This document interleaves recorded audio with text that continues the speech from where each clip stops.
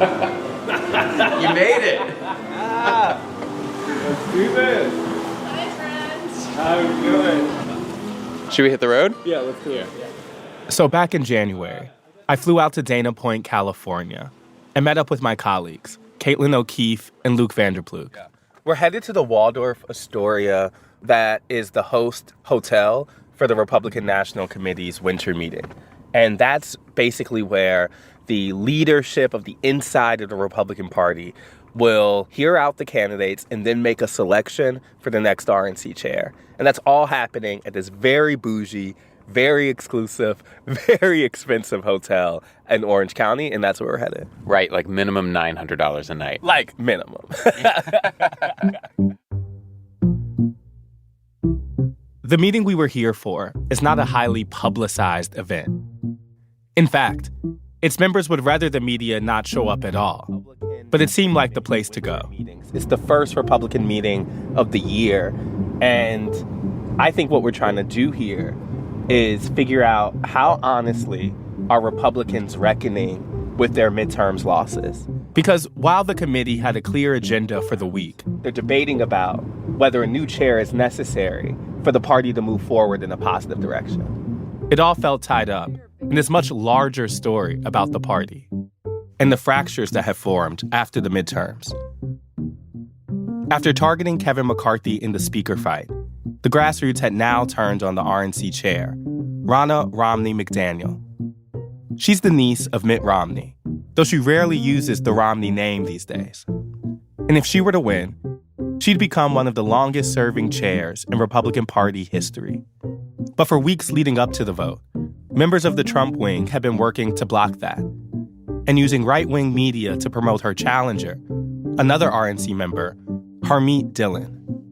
Dillon is a prominent conservative lawyer who'd helped Donald Trump with his election fraud claims. Interestingly, Trump himself had publicly stayed out of the race. He'd handpicked McDaniel for the chair seat back in 2016, and according to some reports, he was quietly still supporting her. Like the party as a whole in this moment, it was a mess of tangled lines and scrambled allegiances. And GOP officials were talking about the upcoming chair vote as the first step toward unity. Right. So this is sort of like potentially one moment of reckoning for the party that we're here to be sort of witness to. Yeah, I think Republicans are going to have a bunch of moments of reckoning. I think we're here not only to bear witness to another one, but really to kind of gauge what we can learn by how it shakes out. From the New York Times, I'm Ested Herndon. This is The Run-Up. So before we go in, where are we right now? Like, what is this? What is the thing we we're have doing? transitioned from the stoplight to a residence inn. So the R.N.C's winter meeting is a 3-day event. And on day one, before heading to the Waldorf for the main meeting, we stop by another hotel down the road. And this is where the conservative radio host, John Fredericks, is hosting a forum where conservative media was putting on a candidate forum for the chair fight. It was being broadcast on John Fredericks' radio show, on Steve Bannon's show, War Room, and on Far Right TV. So you would be walking through there? You know what? I think our friends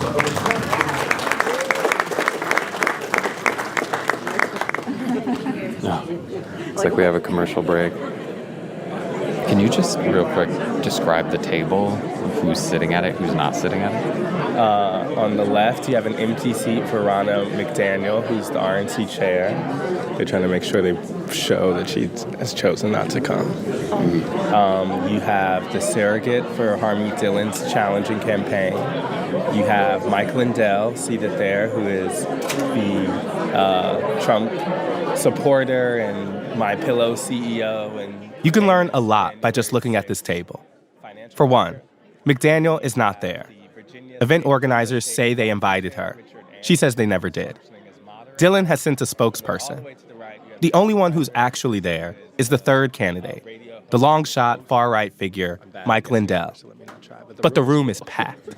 Yeah, it's like a sort of a conference room in a hotel, and it's, people standing in the sides, standing in the back. I'm seeing a lot of, like, American flags. It's like an American flag cowboy hat. Oh, here we go again.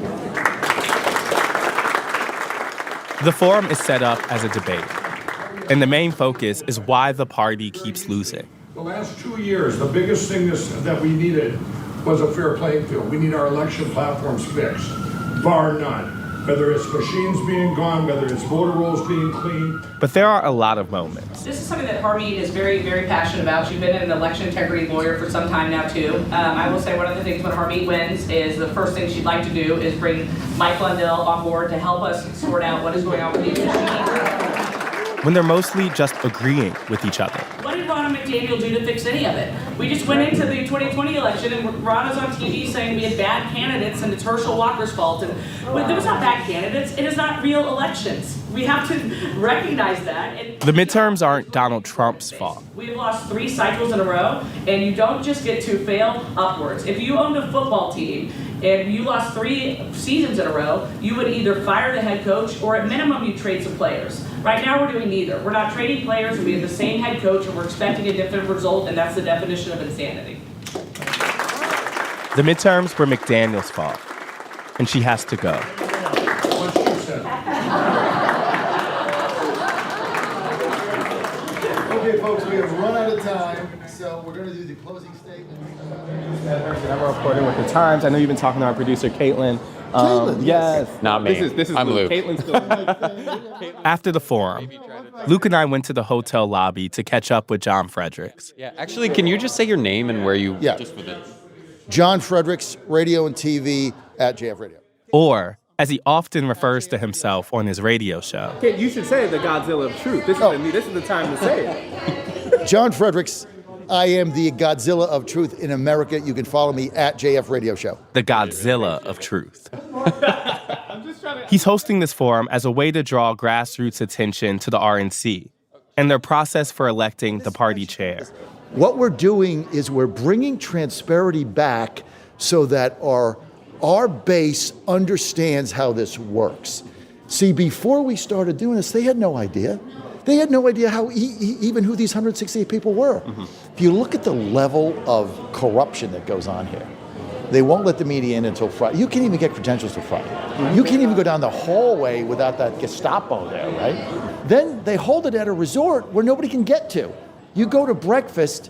I've been there 2 days. I had 2 breakfasts with my wife. Both of them $120. Who can afford that, right? You can't afford it. Yeah. And so they hold it there so that the very grassroots that they say they want to engage can have no say, no part, no even ability to watch anything because they can't get there.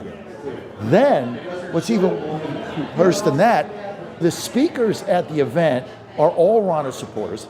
The speaker at Thursday's dinner is Kellyanne Conway, who the R.N.C. paid $800,000 to her in consulting fees.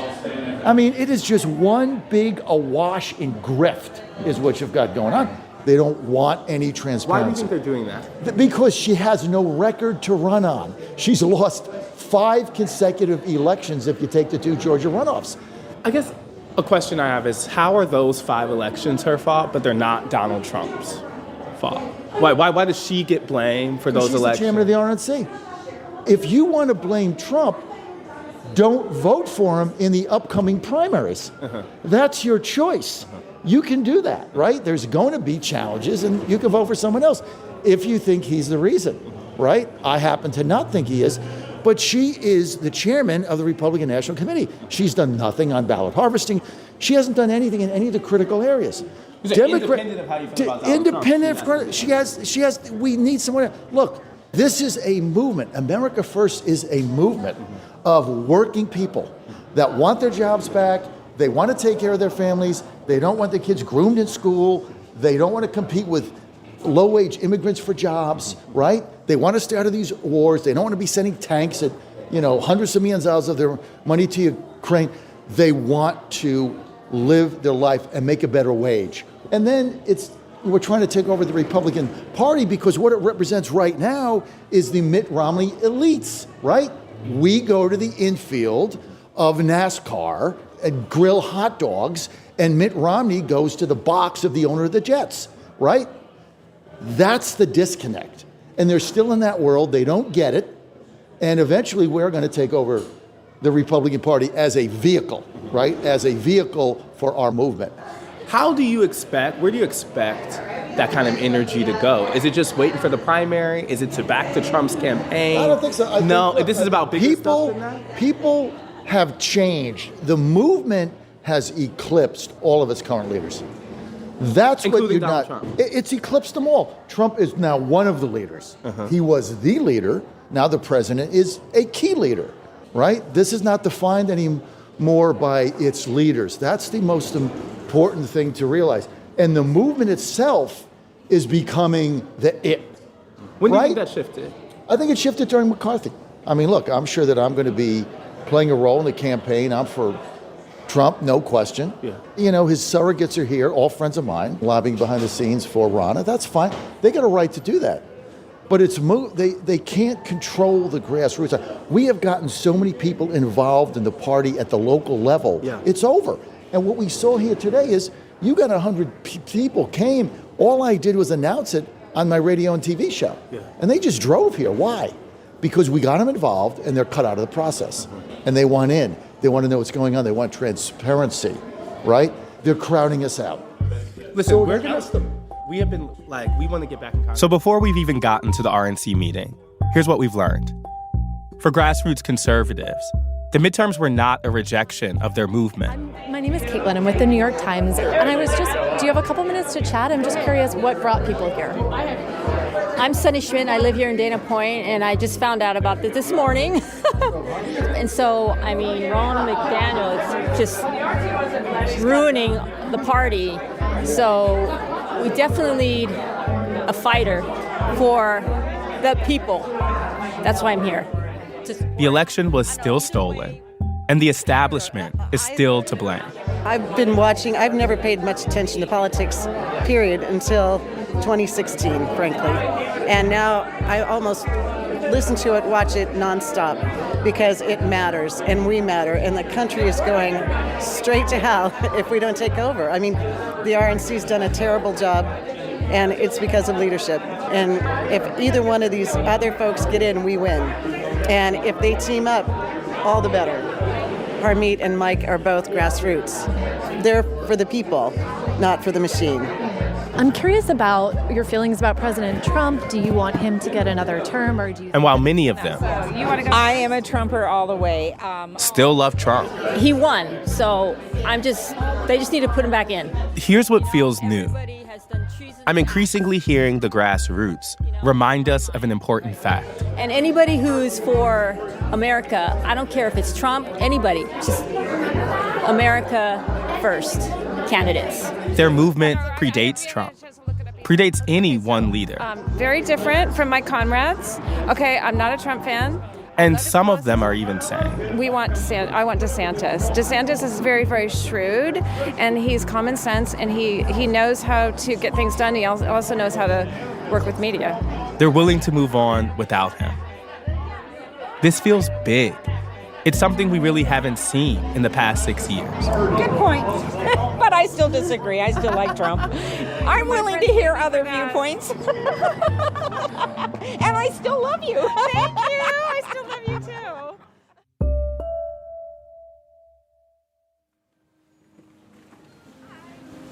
Hi. Hello. You figured out the shifts a lot faster than that, the gear shift. That thing, oh my God. I did feel. So the next day, we head to the Waldorf Astoria. It's day 2. We're about to go talk to some establishment people. Can you sort of contrast what we heard yesterday with what you think we will hear at this event? Yesterday was a group of outsiders. You know, John Fredericks is hosting that event at a hotel that's near the event, but not at the host site. He is hosting a group for the public. And these are people who are used to pressuring the establishment in ways that are uncomfortable. Today, I think we'll hear from the people who make the decisions, but also the folks who are trying to toggle the line between the Republican Party's kind of elite donors, the Republican Party's most important political figures, and the grassroots. So whereas yesterday is all about what they believe in and what they think is right, today is going to be about people who are trying to think of just what's best for the Republican Party. And I think that's a difference in how those two groups think. Yeah, totally. Honestly, Fredericks is right. The R.N.C. is exclusive. 168 voting members decide on a secret ballot who gets to be party chair. And it's this sort of thing that the grassroots hates. And here we are.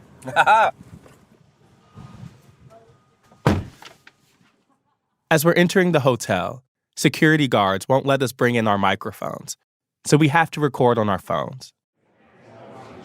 And just inside the front doors, we see some R.N.C. members in the lounge, taking a break from their closed-door meetings. Can you just identify yourself on tape just so that we have you saying your name and what you do, where you're from? Yeah, and my social security number. Just the last 4 digits. Yeah, last 4 digits. That's fine. My name is Oscar Brock. I'm from Chattanooga, Tennessee. My blood type is A positive. And what's your title? Just for the I'm National Committeeman from Tennessee. We find Oscar Brock near the bar. Like a lot of R.N.C. members, he's kind of a political lifer. No, I was raised in politics. I came from a political family. My dad ran for Congress when I was in the womb. I was born about a month after he won his first race. And so, I lived my life on jet airplanes and traveling to and from D.C. From conversations we had before arriving, we know a lot of these folks are hesitant to talk to media about who they're supporting in the chair race. But Brock is a big exception to that. He'd come onto our radar because of an email he sent to other R.N.C. members, saying it was time to ditch Ronna McDaniel. One thing I was talking to someone yesterday about was they didn't expect McDaniel to run again in 2020. I didn't. In fact, I talked to staff members and I said, what are you going to be doing next year? And they said, what do you mean? We're running again. And I'm like, why in the world were you running? Can you tell me why again? were you surprised? So, one, we'd lost 2 cycles in a row, right? Now, whether or not you can blame Ronna or you need to blame someone else becomes irrelevant. You look for a new head coach, right? So Brock's using the same line as some of McDaniel's grassroots critics. Replace the losing coach. But he's coming at it as a party insider. Why wasn't there any energy around that? Why weren't there more people like you who were saying that 2 years ago? Do you think? That's a good question. A lot of people have been asking me that question. In Tennessee, we call it a give a damn. Yeah. There's just no give a damn left. I guess I keep asking why, but why is there no give a damn left? For a number of us on the 168, this is the coolest thing we've ever done, is to serve in this body. And the last thing we want to do is come up here and make waves.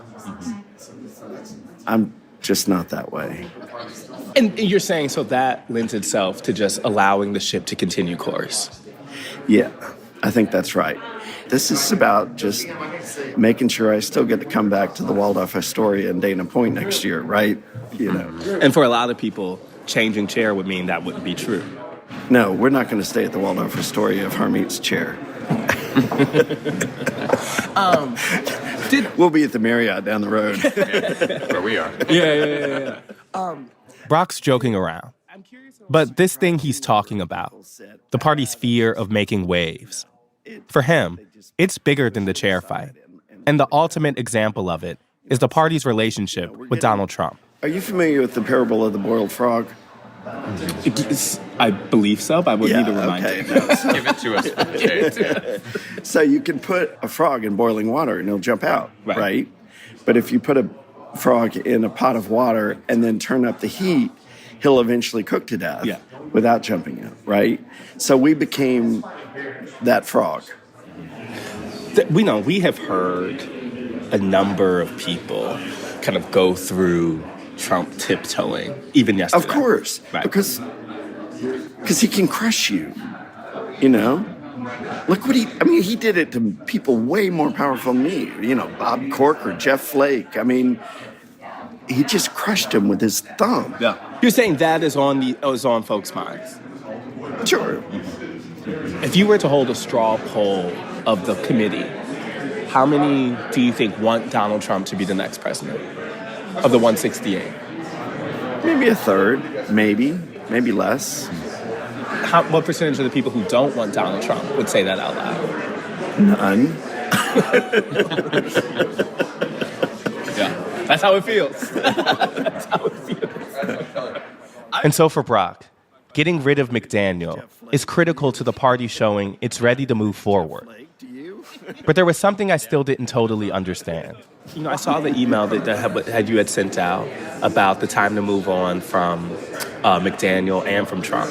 What pushed you? I sent it to 22 people. Why does everybody have this email? Journalists, you know?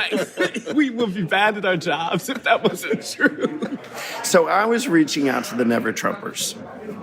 And my point was that certain people, and I don't know who, but I had heard the case made that Harmeet was closer to Trump than Ronna. And that just was patently untrue, right? Trump made Ronna's career, and that's not a secret. Ronna would probably admit it today if she was sitting right here. 6.5, 7 years ago, Ronna was an R.N.C. member from Michigan. And then Donald Trump appoints her nominates her as chairman of the R.N.C. That's a gig. Would you take it?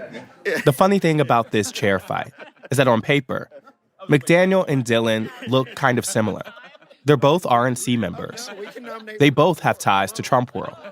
And so it might seem confusing why Brock would see Dillon as a solution to the R.N.C's Trump problem, especially given the fact that his support for her puts him in a camp with people like John Fredericks. Even amongst her supporters, we have the really crazy January 6th was a great day in American history kind of people.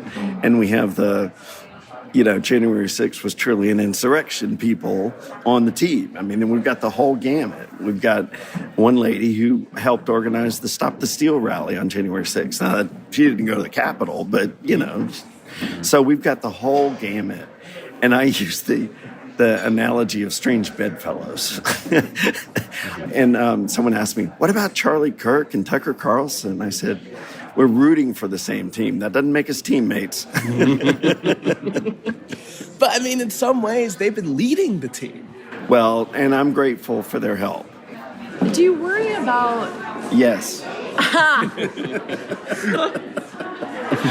Do you worry about Harmeet's ability? Like, if you want the party to move away from this sort of extremist wing, but also some of those people are the people backing Harmeet, are you worried about whether that will undermine her ability to lead the party in the direction you want it to? Right, and just empowering to point it out, at that event, her surrogate said, we're going to win, Harmeet's going to win, and Mike Lindell's going to be right by her side. The guy who, the only thing he had to say yesterday was that the election was fake and there was nothing else to learn from it, Mike Lindell will not have an office on the 4th floor of the R.N.C. building on 1st Street. Do you think if Harmeet does, she's going to be beholden to some of those folks in any way, though? Like the Charlie Kirks or the Kari Lakes? Or even... Go ahead, sorry. I know she'll be grateful certainly to Kari Lake. Charlie, if you're listening, you're an asshole. Brock won't fully engage this. But the best that I can understand it is that he thinks McDaniel, as a Trump appointee, is uniquely incapable of running a truly fair and open primary. If you think there's one side who's going to tilt the table in favor of the former president, it's not Harmeet. Mm-hmm. Brock understands the hold Trump continues to have on the R.N.C., but he's hopeful that some key things have changed in recent months.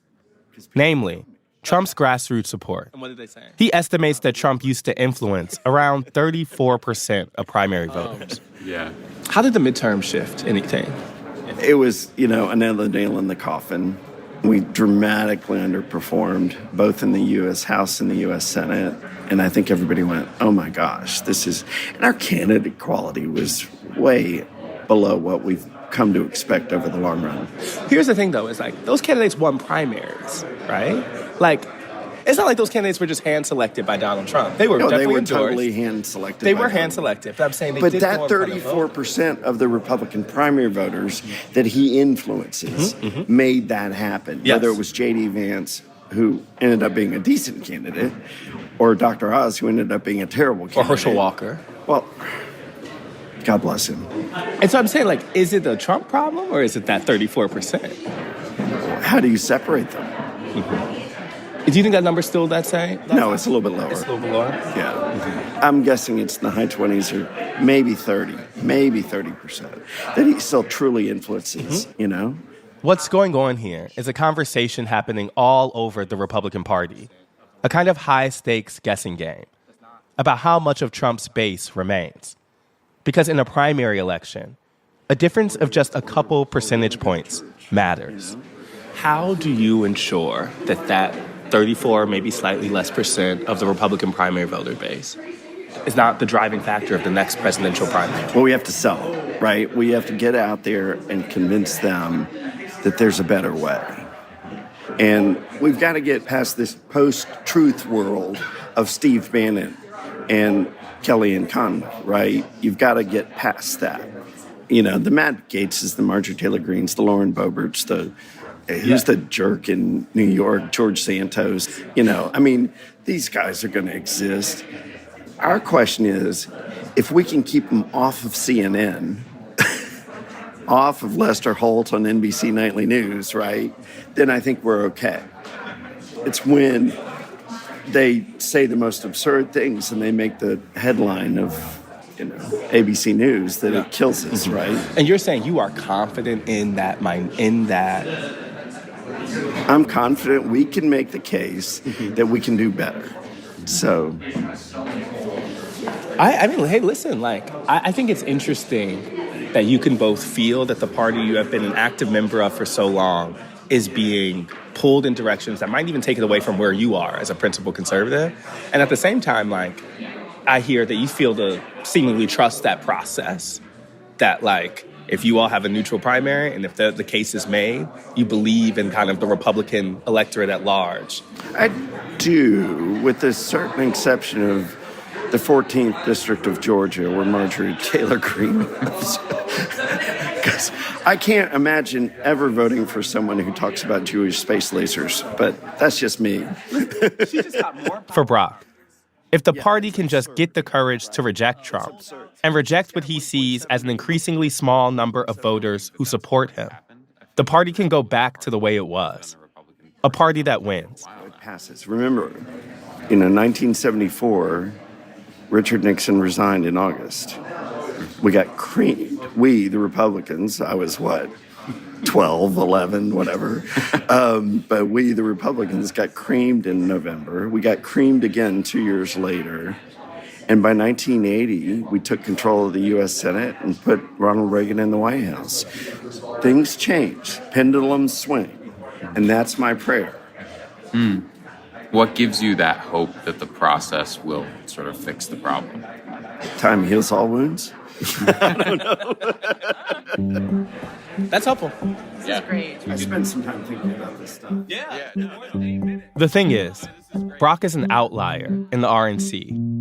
Most committee members aren't coming out against Trump, but they're also not necessarily Trump loyalists, like John Fredericks. They're the people Brock talks about, who want to keep coming to this meeting year after year. And while they're the people least likely to say how they're feeling, they're also the ones who potentially matter the most. How you doing? Stan, hey, Henry Barber, nice to meet you. Okay, that'll work. Okay, let's find a place to sit down. When we told colleagues we were heading to this meeting, they told us to find Henry Barber. If Brock is a party lifer, Barber is royalty. His uncle is Haley Barber, the former governor of Mississippi, and actually, a former R.N.C. chair. Oddly enough, I ended up becoming an R.N.C. member in 2005. So a pretty long time, since the middle of the George W. administration. I mean, and that's so many different versions of the Republican Party. How have you kind of maintained R.N.C. credibility throughout all of those changes? Well, we have all kinds of incredible members on the R.N.C. I'm more of a political hack. I'm real driven by one goal for the R.N.C., and that's winning elections. It's the only statistic that matters. You can see how Barber's been able to navigate so many versions of the party in the way he talks about the R.N.C. chair race. At this point, it's really a binary choice between Ronna McDaniel and Harmeet Dillon. I really like both of them, and they both have strengths and weaknesses. And, Harmeet is this tough lawyer, and that's the way everybody thinks of her. But she's really kind of showed this soft side. She's kind of opened up. And with Ronna, she's been really steady. And look, it's a hard thing, right? If Ronna and Harmeet can't first come together, how does the 168 of the R.N.C. come together? How do all the state parties come together? And if we can't come together, how do you expect our voters to come together? Now, ultimately, we'll have to have a nominee who really draws everybody together. That person is sort of the real uniter, but we got to all unite together to put the moving parts together to have a winning election, or we're going to have a nominee that doesn't have a team ready to go and win the most important election in the next 2 years. Won't say in our lifetime. So part of Barber's role has been to help the GOP navigate its changes.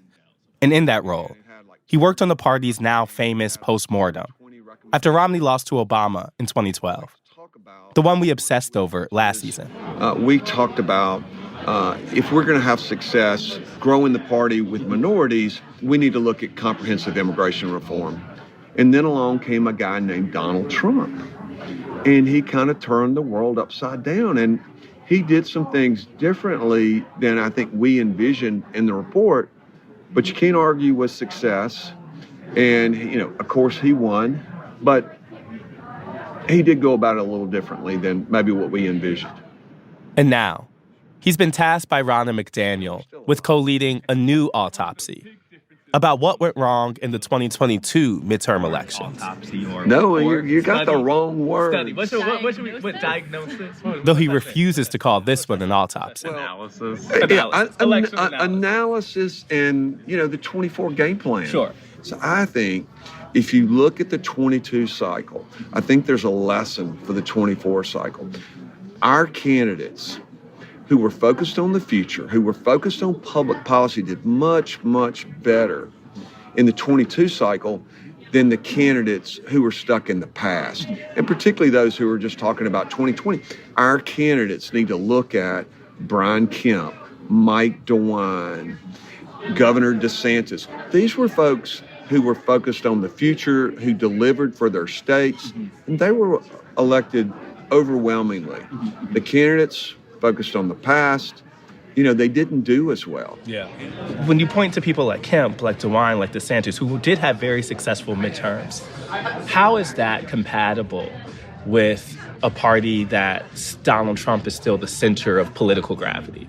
Because the forward-looking nature of those people does seem kind of in conflict with the backwards-looking nature of the most important figure in Republican politics.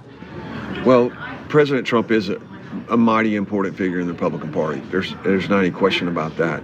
And he's running for president. Yes. But the lesson for him and the lesson for anybody else that wants to run in 24, in my opinion, is that any candidate in the 24 cycle who's not focused like a laser beam on the future is not going to win, including President Trump.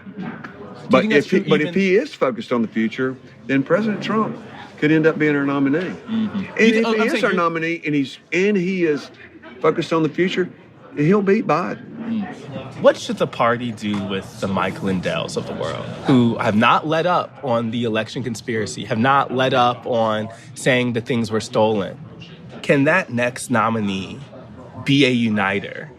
It have to be a uniter. I'm saying, can they come out of that process as a uniter if that wing of Mike Lindell, election conspiracy theorists, are still a big voice in the Republican Party? Instead, there's a great thing that happens in politics. When you have a good, strong nominee for president, guess what? Everybody follows in. They set the tone. And so I want to have that Reagan-esque leader who we nominate in 2024, who brings us together, who grows it, the party by addition, who independents flock to, who moderate Democrats go, I'm voting for that guy because I want the opportunity that Republicans, that this guy or the gal are offering. And so I think folks like Mike Lindell and others, I think they'll follow behind. If that leader comes through the primary, they will fall in line. Yeah, and it just happens. I mean, and the reality is, look at 2016. That's what happened with Donald Trump. the party followed behind him, and I think the press wonders, well, y'all are never going to get rid of Donald Trump. You're never going to move on. Well, we're not trying to get rid of Donald Trump. But all we know is we have to move forward together if we want to win. And look, just because I had sort of a different vision for how we might grow the party, Trump did it in a different way.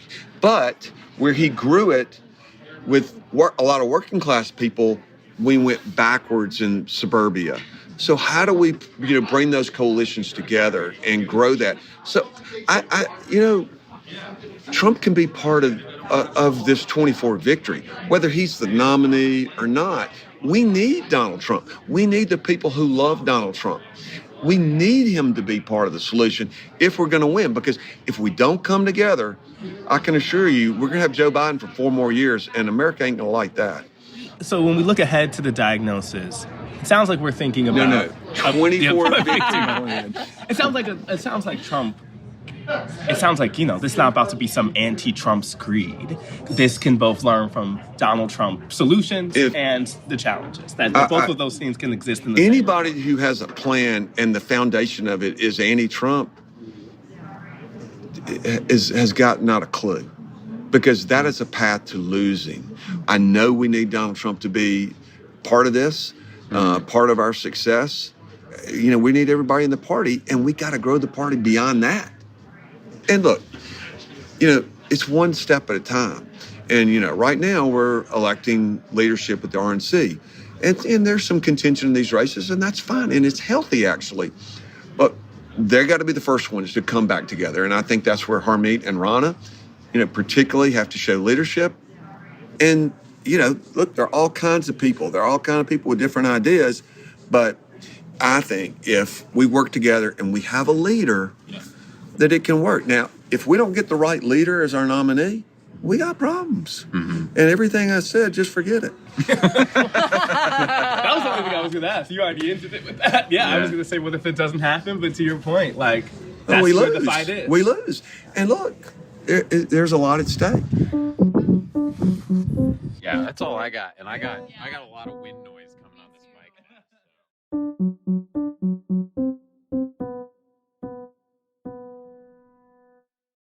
A few hours later, after we'd gone back to our own hotel, I saw a tweet from Charlie Kirk that he just released an interview he'd done with Governor Ron DeSantis. Right now, the R.N.C. is meeting in Dana Point, California. And there are some questions of who should lead the R.N.C. and whether it should be Ronna for a 4th term or go a different direction with Harmeet Dillon. What are your thoughts on this? Well, we've had 3 substandard election cycles in a row. I think we need a change. I think we need to get some new blood in the R.N.C. I like what Harmeet Dillon has said about getting the R.N.C. out of D.C. But I do think we need some fresh thinking. And here's the thing, just practically speaking, you need grassroots Republicans to power this organization with volunteering and donations. I think it's going to be very difficult to energize people to want to give money, to want to volunteer their time with the R.N.C. if they don't see a change in direction. Do you have any... It was a forward-looking message and a clear play for Trump's base. But it wasn't exactly the unity in this chair fight that Barbara was seeking. After the break... Thank you, Madam Chair. Okay, folks, strap yourself in. Here we go. The chair vote.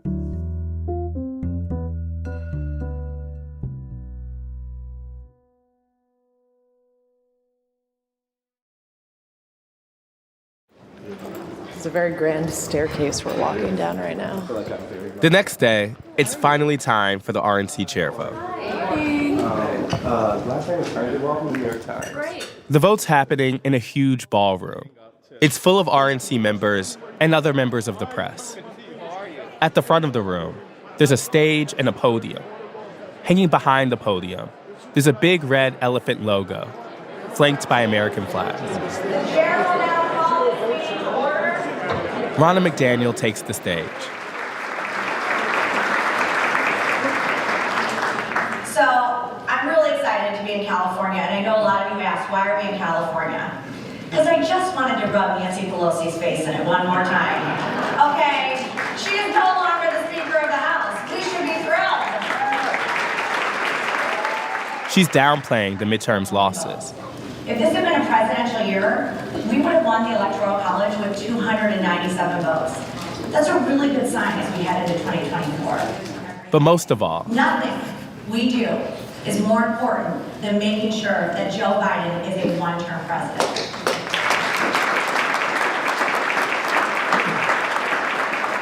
But in order to do that, we have to be unified. she's sticking to the party line on the importance of unity. Reminded of a Bible verse that Abraham Lincoln famously used from the Gospel of Matthew. Every kingdom divided against itself is brought to desolation, and every city or house divided against itself will not stand. We have got to work together. Thank you, Madam Chair. Okay, folks, strap yourself in. Here we go.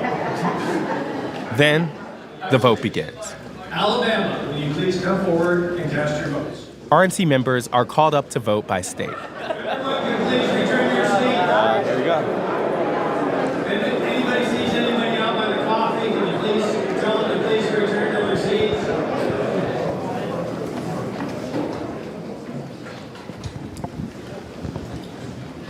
Okay, we do have results. Okay, 167 votes were cast, which means you need 84 to have a majority. Mike Lindell received 4 votes. Harmeet Dillon received 51 votes. And Ronna McDaniel received 111 votes. McDaniel returns to the microphone. We gotta get Mike and Harmeet up here. Mike and Harmeet, can you please come up? Thank you for the race you bring us, for the leadership of our party.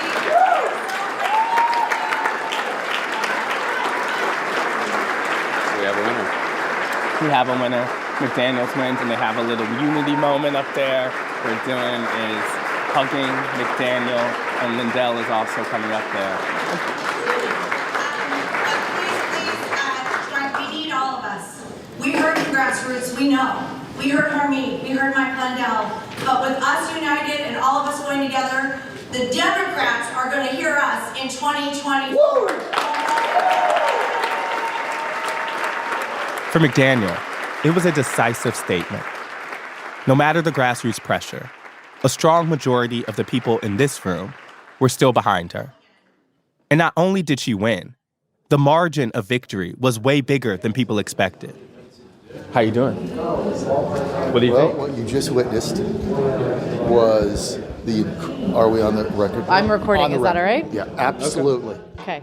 As we're leaving the meeting hall, we find John Fredericks, who has made his way over to the Waldorf for the vote. Tell me when you're set. Good. What you just saw, what you just witnessed, was the greatest middle finger, the greatest New Jersey salute in the history of politics that the tone-deaf 111 of them just gave to the grassroots of the Republican Party. This vote is going to go down in history as breaking this thing up. It is an incredible display of basically go to hell. We're going to reelect our chairman. We got the perks. We got the resort hotels. We got the money. We got the spas. We got the private jets. You all can go to hell. They don't care what we think. This is the most outrageous display of elitism. This is like the Politburo at the Black Sea. We appreciate that. Let's go over there. Yep. Across the room, we spot Oscar Brock. Hey, how you doing? Good to see you again. What's up? Sitting by himself at a folding table next to that giant staircase. Okay, so you tell me. Oh, please don't. Make me relive the worst morning of my life. No. How? I'm kidding. No. Wasn't that bad. No, I mean, what's your initial takeaway? The margin was maybe bigger than expected? Well, A, yes, the margin was bigger than expected. B, I was surprised at how many people were willing to support somebody with a proven track record of losing campaigns. Why do you think right? they did? I don't have any clue. The logic that led people to support Ronna eludes me. What do you think this means for sort of the identity of the Republican Party? What happened today? Can I bring up something we talked about yesterday? Time heals all wounds. So you still think that? No, I will always believe that. We'll get there. It just may take a little longer than I thought 4 hours ago. How long? Well, at least, it certainly will not happen in the next 2 years because she's going to tilt the playing field totally in favor of Donald Trump because she's totally incapable of being unbiased, right? He made her into what she is. It's going to be at least 2026 before we're able to heal the party truly.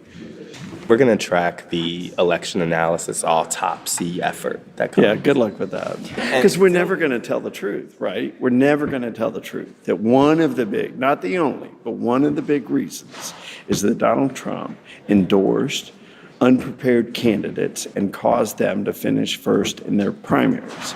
And we'll never say that out loud because we're stupid. Thank you. I appreciate the time. Yeah, thanks. Yeah, and I know it's a busy day. And Donald Trump is going to squish me like a ball. Hey, that means he's listening to New York. And just as we're about to head out, All right, we're not going to talk for very long, right? No, it's okay. we finally get the chance to talk to Harmeet Dillon. Do you worry about the grassroots potential backlash to the decision Yeah, that was I made? am worried about it. But I heard it loud and clear is one of the reasons why I ran. They've been a backlash to the R.N.C. for years, specifically after the 2020 election. But Do you think that's been building? That was building absolutely, through after. absolutely. So what's the RNC do now? I haven't even looked at my phone to see what the press and what the public is saying, but I have hundreds of messages from friends who are telling me that the result is very upsetting and they're disappointed. But as you can see in my statement, I said I will continue to work with the RNC and we have to try to make it better as best we can, despite the many members here seem to be out of touch with the grassroots. That potential backlash. Are you going to be out there trying to stop it? Are you? No, I'm not going to save Earth from the asteroid or anything. I'll just do my best to have input where it, but this current chair runs the party in a unilateral type fashion. So whatever role I have is in a way at what room she makes, and then if I say yes, then that's what happens. So, are you disappointed in how the Trump campaign lended its soft support to McDaniel? I think that, believe me, if you go online and see what the reaction of President Trump's supporters are overwhelmingly to that choice, it's negative. Now, by contrast, I have no relationships with Ron DeSantis. I think I met him once at a reception 4 years ago. I've never spoken to him one-on-one. I have no relationship with him, and he has no reason to expect given my voting history, that I'll support his campaign. But he heard loud and clear it was brilliant, actually, for any politician who wants to be the heir to the throne to say, hey, grassroots, I hear you loud and clear. It was a win-win proposition. That makes sense to me. What doesn't make sense to me is for the grassroots president that was Donald Trump to not make that decision. Well, that was, I cannot answer for that. I have nothing to do with it. I got some angry messages from inside the Mar-a-Lago team yesterday. My partners did too. Whatever, Does it affect how you think about 2024? No, look, people make mistakes and miscalculations. I don't control them. I can only control what I do, and so I will keep on keeping on. Given the party's calls for unity, I was interested in Dillon's take on the 2022 autopsy before she announced her chair candidacy. You were named to be part of the folks who were looking at the last election, the group kind of doing that analysis. McDaniel had tapped Dillon to chair that report, along with Henry Barber. One of the things that the Times wants to do is track the Republican kind of efforts to look at the last election and heading into the next one. I feel like the work that you are about to do, that Barber is about to do, is really important to that. Do you see it as that important, or do you think that's just another sheet of paper from the RNC that might be ripped up? Well, I probably shouldn't answer that. No, I think your answer is actually deeply important. All I'm going to say is, and you can take by implication, I've served on many committees before at the RNC, and I chose to run for chair because I didn't like the way certain things were being done. There are a lot of committees, and little has changed in the 6 years I've been on the RNC. We'll look at this one. I appreciate your time. Yeah. I really do. Thank you so much. Thank you for having me. Thank you. Appreciate it. So, Ested, tell me about the day we just had. We are leaving the Republican winter meeting, and we had an interesting day. Barbara talked about the chair race as being the first step toward unity. And if that's true, you can see how hard this is going to be. This week, we found a party that was being pretty honest about the situation it's in, the Trump problem it faces, and its small window to put together a winning coalition ahead of 2024. But knowing there's a problem is different than finding a solution. It shows me that the Republican Party's identity crisis is more than just grassroots versus establishment or Trump and anti-Trump. There are so many factions, and all of them are having a kind of intra-party squabble right now. What's going to clean that up is the presidential primary, but how that goes threatens to be so ugly, so divisive, that it has even the people in here really nervous. So I just think mess is in our future.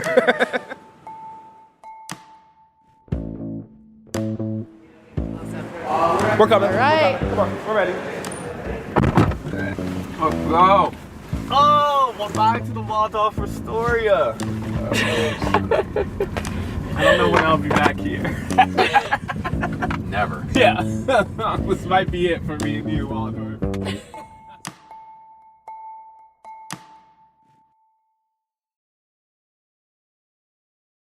The Run-Up is reported by me, Ested Herndon, and produced by Elisa Gutierrez, Caitlin O'Keefe, Luke Vanderplug, and Anna Foley. It's edited by Franny Kartoff and Lisa Tobin, with original music by Dan Powell, Marian Lozano, and Alicia Itu. It was mixed by Corey Schreppel and fact-checked by Caitlin Love.